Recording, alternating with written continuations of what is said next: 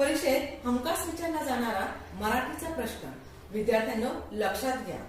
परीक्षेत मराठीमध्ये एक प्रश्न खूप वेळा विचारला जातो, तो म्हणजे उद्देश आणि विधेय। उदाहरण पहा। उदाहरण, सीता पुस्तक वाचते।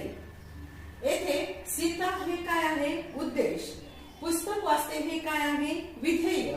याबद्दल बोलतो तो उद्देश आणि त्याच्यानंतर त्याने सांगितलेले आणि तेच सांगतो ते विधेय।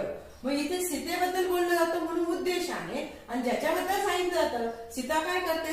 पुस्तक वाचते। म्हणजे थोडक्यात एक ट्रिक सांगते, या ठिकाणी जो कर्ता असतो तो वाक्यातला विधेय उद्देश असतो आणि उरलेलं जे काही कर्त्याविषयी जे सांगितलं जातं तो काय काम करतो, काय क्रिया करतो ते म्हणजे वाक्यातलं विधेय।